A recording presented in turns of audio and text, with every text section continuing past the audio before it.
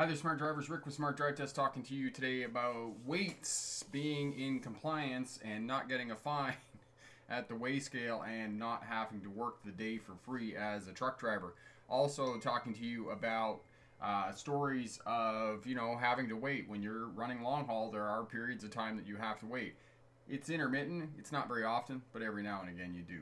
So that's what we're going to talk about today and get you going on that. So, if you have any questions about driving a truck, learning how to drive a bus, those types of things, we can definitely do all of that.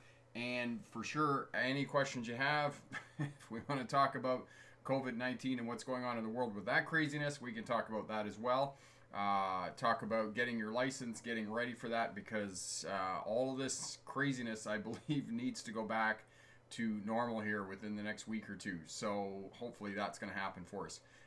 If you're just tuning in, let us know where you're tuning in from in the world, what class of license you're going for, what you're working towards, what you're doing while the world is shut down, and how we can help you out to get ready for your license and those things. Ryan is tuning in here from Regina, Saskatchewan. Carrie is here from Minnesota. And just writing down some notes here. There we go. And yeah, so let's talk about weights on trucks. Big trucks have to comply to weights, and unless you're running something heavy, like you're running a set of Super Bs, I've talked about this before. Super Bs are two trailers. They're very fond of them here in Western Canada. You cannot use them in the States. There are some states that you're allowed oversized loads and heavy loads, but for the most part in the United States, it's tandem. So 2 axles on the back of the truck and 2 axles on the back of the trailer. And in the United States, with those weights, you're running 80,000 pounds overall, okay, in the United States, 80,000 pounds. So it's 12,000 pounds on the steer axles, and it's 36,000 pounds on the drive axles, and 36,000 pounds on the trailer. The only time that you need to be concerned about running heavy is when you're hauling things like liquid. So if you got a load of juice on, produce, you're running recycled paper, you're running, what else is heavy? Steel is heavy, paper is heavy, as I just said, recycled or, new paper. I've had paper on as well. Those types of loads are going to be heavy. Carpet is also another thing that's going to be heavy, and you're going to need to figure out if you are in compliance, because if you get pulled over on the scale and you're overweight, you're going to be put out of service. They're not going to let you go down the road unless you have an overweight permit, and that's unlikely that they're going to give you that. So first and foremost, you have to figure out how much is going to go on your truck. Most of the time when you go to get loaded, you're going to know what you're going to be putting on the truck when you head down to get loaded. So they're going to say, you're going down to pick up a load of steel, or you're going down to pick up a load of juice, you're picking up a load of paper, whatnot. And when you head down there, the first thing you want to do is you want to make sure your fuel tanks are full. Because as I said in a previous live stream, that, if you're running a road tractor and you have 300-gallon tanks on your truck, and it does say right on the tanks how much fuel you can put on the truck, and fuel runs out at about 10 pounds per gallon. So if you're running 300 gallons of fuel on a set of saddle tanks on a diesel truck, you're running out 3,000 pounds. So if they load the truck right to 80,000 pounds, and now you got a quarter tank of fuel on, you can't put any more fuel on the truck because you're going to be overweight. So that's another consideration when you're learning how to drive truck. So you get the truck loaded, and then some places will have scales right there where you get loaded. For example, if you go in to pick up a load of recycled paper, they will have a set of scales right there that you can figure out what the weight is on your truck. You can weigh your truck. If you go to a timber mill, they will most likely have a scale there as well that you can weigh the truck and figure out how much is on the truck. Other ways that you can figure out how much weight is on the truck, if you're running flat deck, they're going to have air gauges on the axles. So all of these trucks have air ride suspensions on them, and they're not like pickup trucks that have airbags in the back of them. If you have airbags in the back of your pickup truck to haul more weight, essentially you put, for example, you put 60 pounds in them, and it's static. It stays at 60 pounds the whole time you're driving your pickup truck. Big trucks, on the other hand, are not the same. The way the air ride suspension on a big truck works is that when you go down the road, and because you have a constant supply of air, because the compressor is pumping air all the time, when you go over a bump, the air ride suspension will exhaust some of the air out of the bag. So the bag is always uh, it's always releasing air and it's always filling back up. And as you put more weight on the back of the truck, more and more air pressure will go into the suspension to keep it leveler, to keep the unit level. And so what they'll do is they'll put air gauges on the axles, and then as you put more weight on it, there'll be more pressure goes into the gauges. So most of the time, once you're running 68, 72 pounds on the back of the axles, you know, you can, these air gauges are fairly accurate. You can tell kind of within 250, 500 pounds whether you're within compliance or not. And a lot of flat deck trucks will have weights, or will have air gauges on the axles, so you know how much weight is on the unit, so you're not going to be overweight. Because if you go into a timber mill, you get loaded with a load of timber on it and you go down the road, and you know, sometimes you got to drive to a scale, and the scale could be 20, 30 miles away. Well, between where you get loaded and where you get to in terms of the scale, there could be a weigh scale, a government weigh scale, and you can be found overweight, and then you're put out of service until you adjust the amount of weight on the truck. So they'll put these air gauges on. That's another way you can do it. The other way, you're just going to have to get loaded, or you're just going to have to get weighed out. And I'm going to need to do a video on this as well to explain this to you and those types of things. There are a number of places that you can get weighed.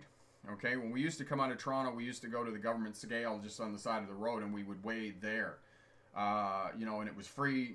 They always leave the scales on at these weigh stations, so you can go into the weigh station and get weighed and figure out whether your truck's in compliance or not. That's a bit risky, because if the scale's open and you go in and it's overweight, then you're going to be, you're going to be hooped. The other place is that most truck stops will have a public scale that you can pay to go in and get weighed. And it's like, I don't know what it is in this day and age. Somebody on one of the smart drivers here is driving truck 380 might know what the cost of a weigh is now. I think it might be $12 or $15 to get weighed. The company pays for that. So you go into the truck stop, you weigh your truck, you figure out what your axle weights are, figure out whether you're in compliance. The other places that you can get weighed is gravel pits will have weigh scales that you can go in and you can pay the weighmaster a fee, and they will weigh your truck, and you can figure out whether you're in compliance or not. The other place is scrap metal yards will generally have scales. Within any town, there will be a weigh scale somewhere. If you in most of these places that you go in and say pick up a load of paper, or you pick up a load of steel, or those types of things, they will know where the scale is that you can go and get your truck weighed. Now, a couple things you need to know: there's two kinds of scales. There's scales that are broken up that will weigh axles individually, or there's platform scales that will just weigh the whole truck. Now, if you have a platform scale, 380 says cat scales, first weigh, it's $15 for the first weigh and $10 for a re-weigh. And the reason that you would pay $15 for the first weigh and $10 for subsequent weighs, because say, for example, you go on the scale, you find out that you're less than 80,000 pounds. We're going to use the US just because it's easier than Canada. You would go in, weigh the truck, you find out that the truck is under 80,000 pounds, but you got too much weight on the back of the truck. So your truck axle is more than 36,000 pounds. So basically what you have to do is you have to get more weight on the trailer to be in compliance with the axle weights. And so what you do on the trailer is you slide the trailer tandems forward, and it puts more weight on the trailer and takes weight off the back of the truck so that you're within compliance. So you would go on the scale, you'd figure out, okay, I'm less than 80,000 pounds, but one of my axles is too heavy, the back of the truck is too heavy. You would go off the scale. Never pull your axles when you're on the scale. Oh, they'll be running out screaming and yelling and hitting you with a crowbar. Go off the scale, adjust your axles. It's about 500 pounds per pin on the back of the trailer. Most of the time, 98, 99% of the time, you're going to adjust the trailer tandems to adjust the weight on the truck. Only about 1% of the time are you actually going to slide the fifth wheel, if you can get the fifth wheel slid, because in my experience, most of these trucks are going to be, the fifth wheel is just, it's locked up and you can't get it to move. So you're going to move the trailer axles, you'll get it within compliance, you'll pay the $10, you'll go back on the scale and you'll re-weigh and make sure that you're in compliance. And so say you do a weigh and then you do a re-weigh and it's $25, again, the trucking company is going to pay for that, because $25 is a small price to pay compared to a fine that you're going to pay that's going to be $300 or $400 if you're overweight. Where we used to get into trouble on weights was in the province of Quebec. We used to, when we were running out of Ottawa, Canada, when we were running flat decks, we were running 10-1 spreads. And 10-1 spreads simply means that at the tandems on the back of the trailer, from center to center, it was 10 feet 1 inch.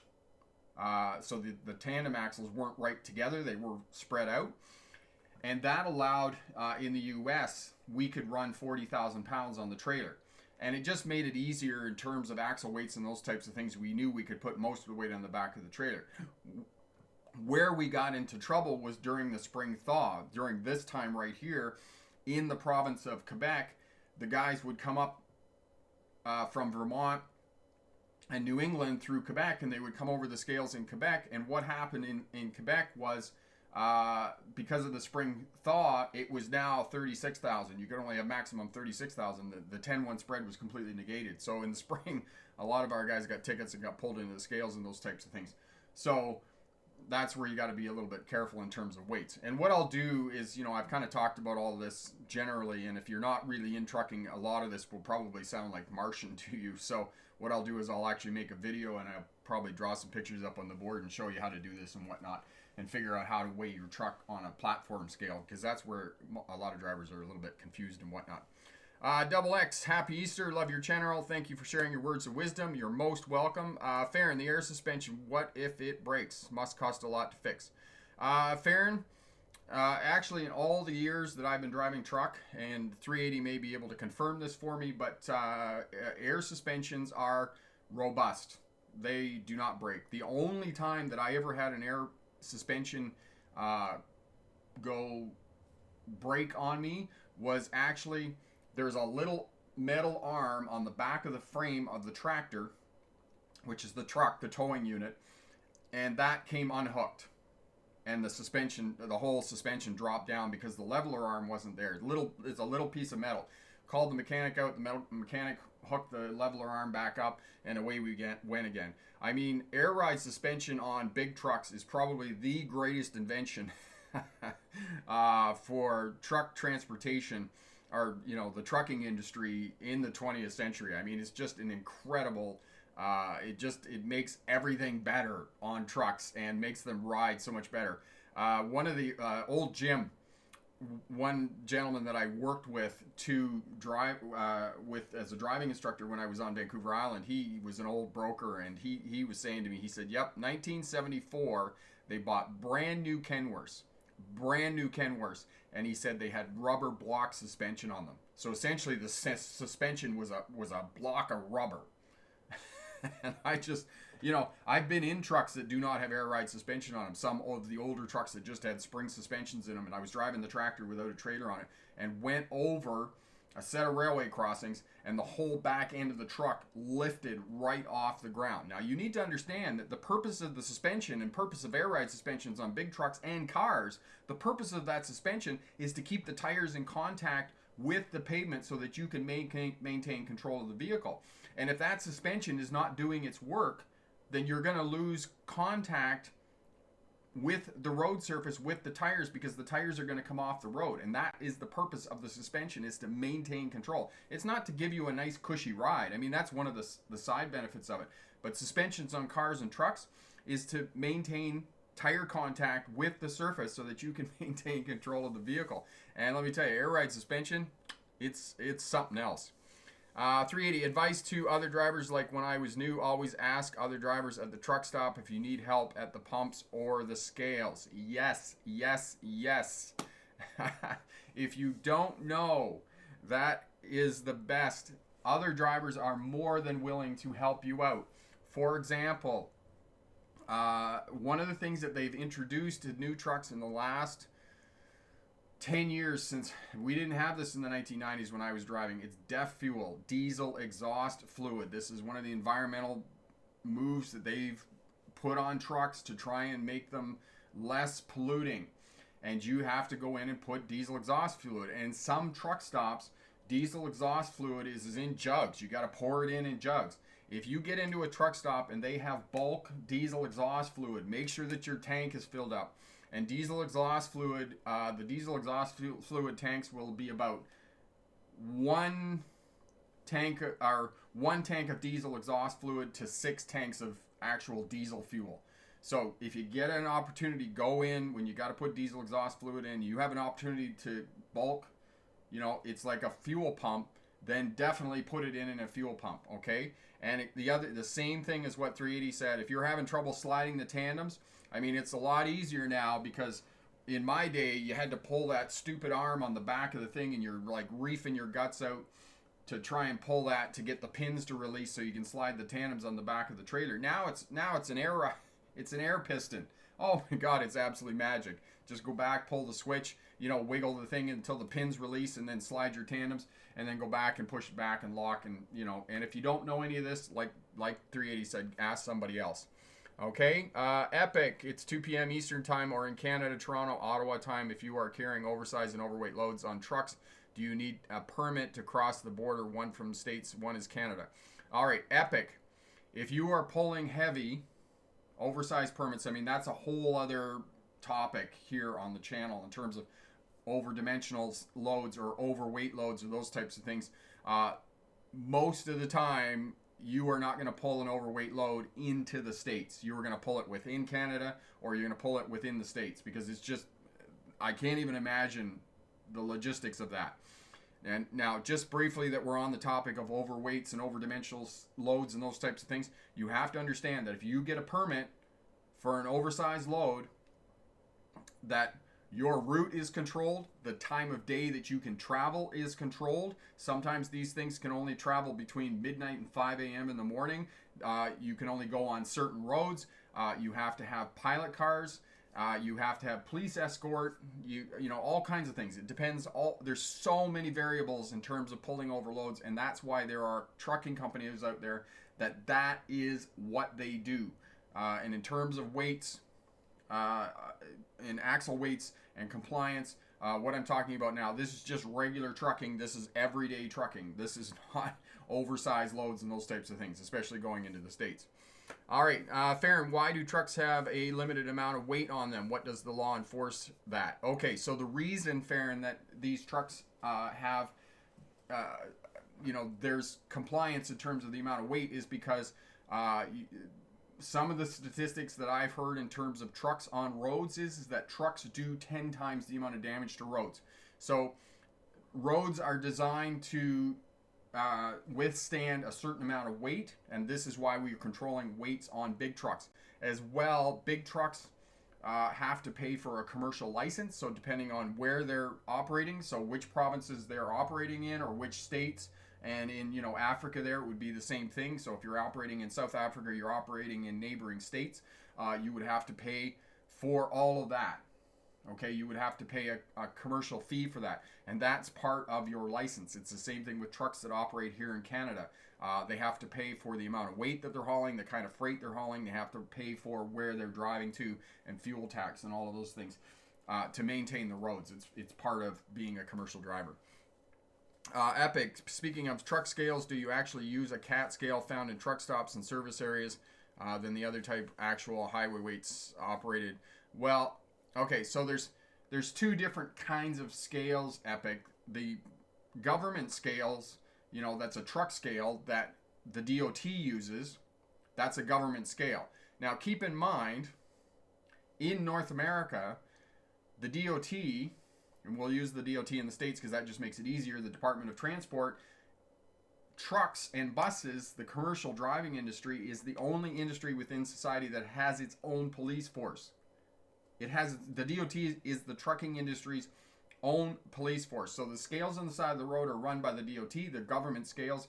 They're for the purposes of policing truck traffic and making sure that they're in compliance, not just in terms of weights, but also truck safety, making sure that drivers are in compliance, that they have the right license, they have the right paperwork, that they are not running over hours, that they are properly licensed, and those types of things. So that's what those scales are for. Now, the private scales, the CAT scales, and scales that, wreck yards and gravel pits and those types of things.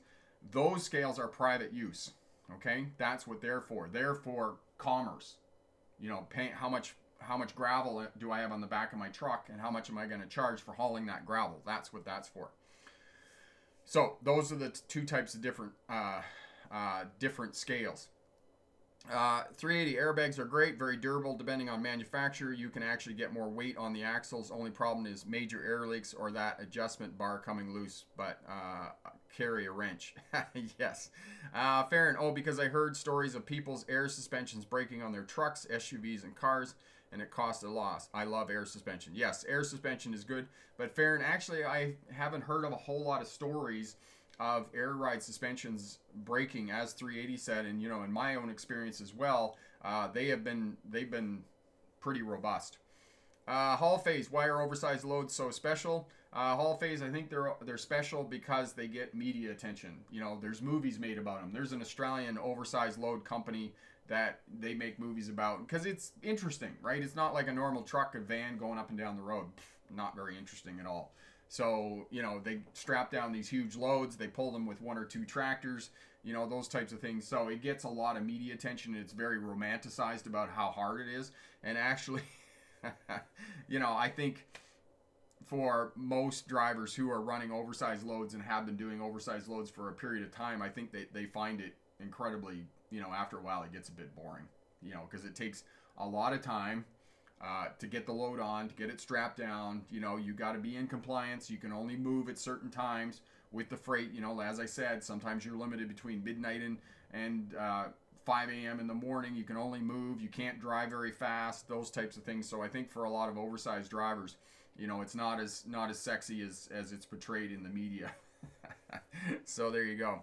So we talked about compliance, we talked about weights and those types of things, and I'm going to need to do, a video about that to go into more detail and give you more specifics about that topic. And we'll just talk a little bit about weighting, and because we're getting near the end of the hour here. Lightning, what do you think of people, especially in the United States, buying big trucks but never using them for truck activity? I've noticed that some people buy them because they are big. Yeah. Big iron clubs.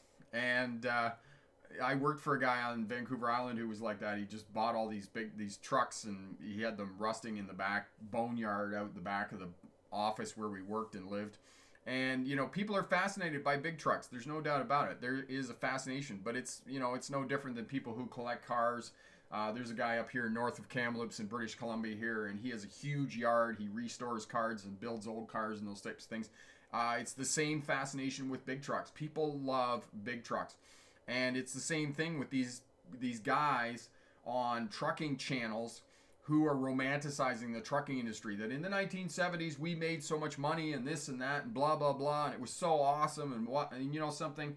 The trucking in the 1970s was crap. It was terrible. We have so many more regulations in place that keep drivers safe. Drug testing in the States. We have hours of service regulations. We have better trucks, way better trucks. We have way better food options in restaurants and abilities, fridges and trucks that are running long haul and those types of things. We have so much more access to exercise facilities and those types of things. So if people are, these old timers are all saying, oh, driving in the trucking industry was so great in the 1970s. That's bunk. That is a complete romanticization of the industry in the 1970s. It's the same thing as Smokey and the Bandit. I mean, Smokey and the Bandit was released in 1977, so they made it in 1975. That truck, that Kenworth, yes, it's a beautiful truck, but it had a 425 horsepower diesel engine in it, a mechanical diesel engine in it. I was saying the other day, is that there is no way that truck would run out 100 miles an hour. Just no way. The engine was completely incapable of doing that. It's not like today. Most of these trucks running up and down the road today are 500 horsepower diesel engines at minimum. That's minimum horsepower in a truck in this day and age. Some of these owner-operators are running trucks that are running 600, 700, 800 horsepower up and down the roadway, especially these guys who are running timber on a set of Super Bs. I mean, they are running an incredible amount of horsepower out of these trucks. So... and not, as I said, rubber block suspension in the 1970s. I mean, now we have air ride suspension, we have air ride cabs, we have air ride seats. They're just really, really nice trucks. And they're getting way better fuel mileage. Most of these trucks are running 6, 7, 8 miles to the gallon, so they're just way better trucks. All right. So, in terms of running long haul, one of the things that perplexes me about the trucking industry, and smart drivers may have comments about these and people watching on the replay and those types of things. One of the things that perplexes me about the industry, and when I went back in 2016, the industry hadn't changed at all. It's still hurry up and wait in terms of, or the freight has to be there yesterday, which just boggles my mind.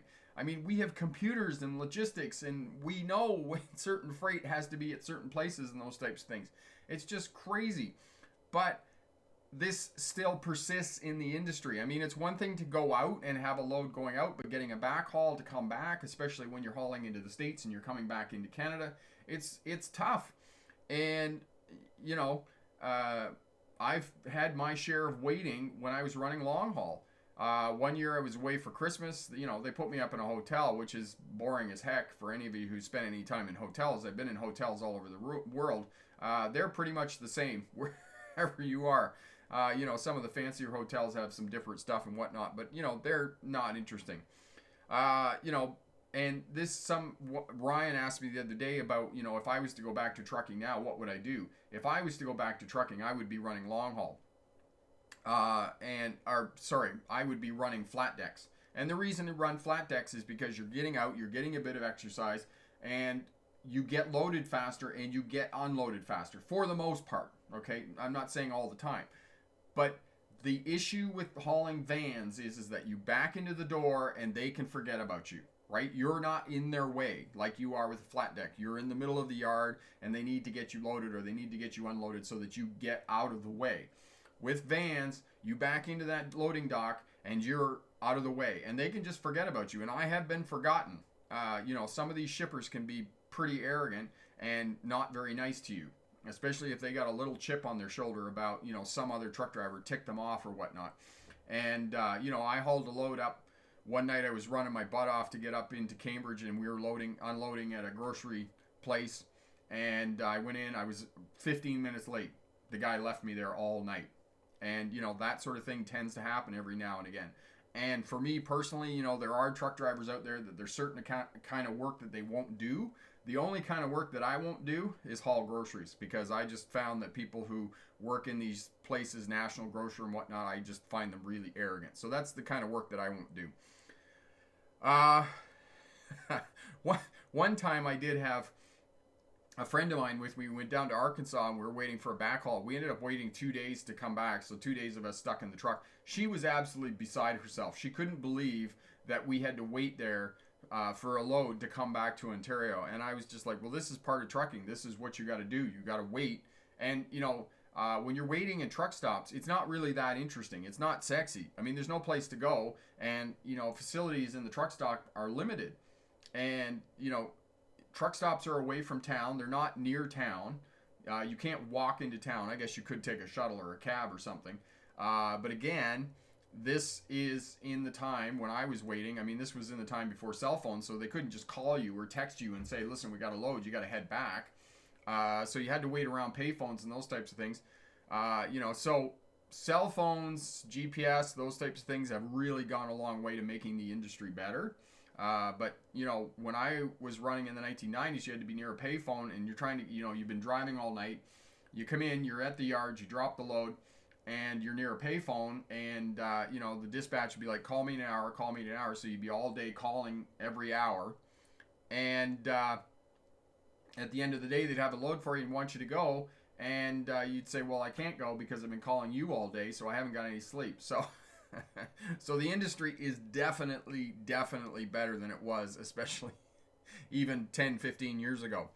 All right. Carrie, understand, hurry up, and just to have to wait a long time sounds frustrating. And it was very frustrating. And as I said, when I went back,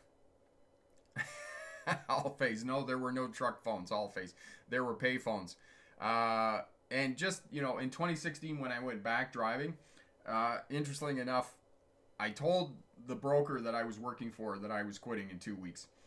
And the last day, they brought me back from Prince George, came back down to Vancouver, which is, got into Vancouver, and they knew I was quitting. And I thought, it's Friday, I'm going to go back to Kamloops, and, that'll be the day. So I waited around all day for a load. I mean, from like 9 o'clock in the morning until 6 o'clock at night. And I'm thinking, okay, I'm finally ready, I'm going now.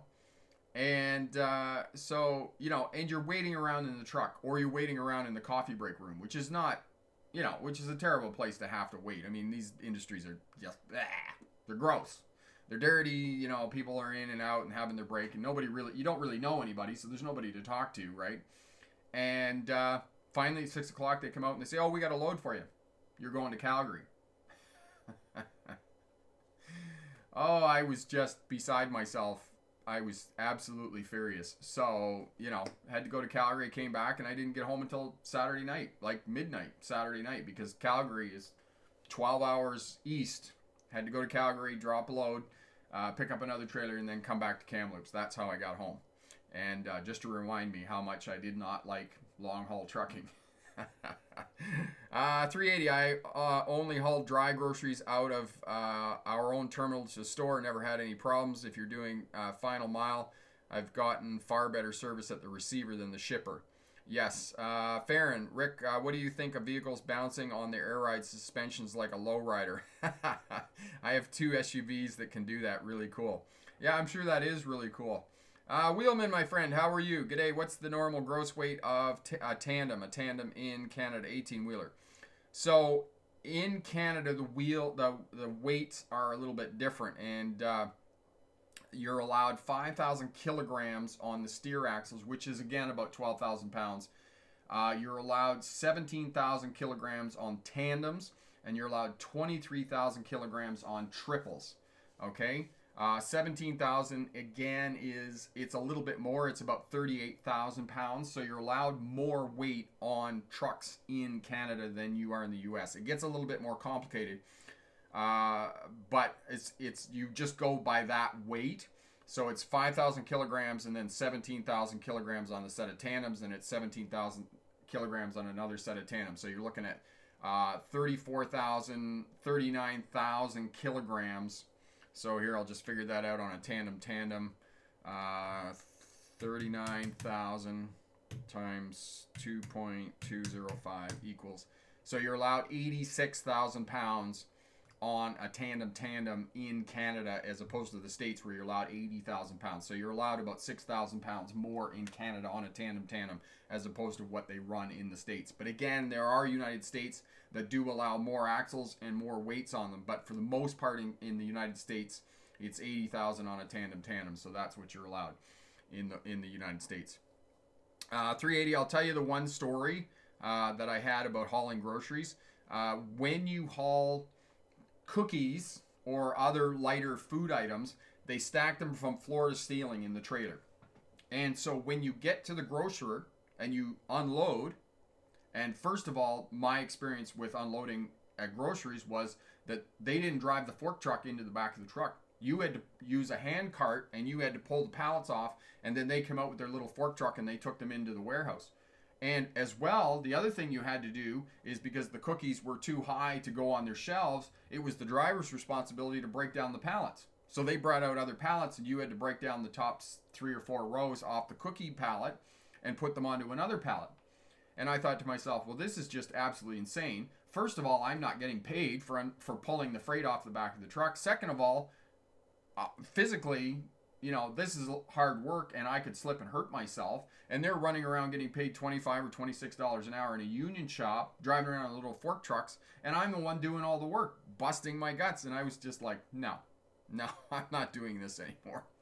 So that was my one experience with groceries, and I had a couple of other bad experiences with groceries, and I was just like, no, I'm not hauling groceries on a truck anymore. So, but there are guys who do it. They run for National Grocery, they haul groceries all the time, and they just love doing it. But for me, wasn't my thing. Vancouver to Kamloops via Calgary. It's like Quebec to Ottawa via Winnipeg. Jeezy creasy. Yes, it is. Yes, it is. 380. Also, why you see Tridums on van trailers on the QEW, never understood that. Looks strange. 380, the reason that they have Tridums is because instead of 17,000 kilograms, you're now allowed 23,000 kilograms on the back. So you're getting another you're getting another 6,000 kilograms. Now that's negated a little bit by an extra axle because the extra axle is going to weigh 500 kilograms, but you're going to get another extra 6,000 kilograms on that trailer. And so that's why they run out another axle on the back of the trailer. Wheelman, I'm asking, sir, because these European trucks take a hell of a beating payload of 25,000 kilograms. Yes, that's an incredible amount of weight. And there's a lot of weight on those trucks. Haul phase, did the trucker had to unload or the workers, or just depends? Haul phase, most of the time when you're hauling general freight, they're going to have, it's part of the shipper or the receiver's responsibility that they're going to load the truck. I have been in a few places where they expect you to pull the freight off the back of the truck with a lift cart. And then, of course, there are people there who know this. They're called lumpers, and you can pay a lumper $50 or $100, and they'll pull the freight off the back of the truck. But for the most part, general freight, groceries, and those types of things, they have forklifts that go in on the back of the trailer, and they unload your truck. I've had very few places where I've had to load the truck and those types of things. When I went back in 2016, we had some recycled plastic on pallets. They put a lift cart on the back of the trailer, and because they didn't have a loading dock, they would just set the pallets on the back of the trailer, and then I wheeled them in on the truck and put them around. But I mean, that wasn't a big deal because it was just plastic. The plastic pallets didn't weigh anything. All right. 380, there's a reason I don't do it anymore. Farron, what's the heaviest tow capacity to ever be towed on a truck? Farron, I'm sure it just would blow your mind how much weight they've put on the back on some of these big trucks that haul heavy, that are specifically designed for that they put just more extra axles and Jeeps and those types of things on the back of the truck to be able to sustain these amounts of weights. Because I know they've hauled some incredible things like space shuttles and other stuff and whatnot. The trucks that go into into some of the mines and those types of things, equipment that goes into mines and whatnot. Some of this equipment can be just incredibly heavy. So some of these trucks are designed to haul a very, very much weight, a whole lot of weight. 380, all the best, my friend. Take care. Drive safe. Be safe.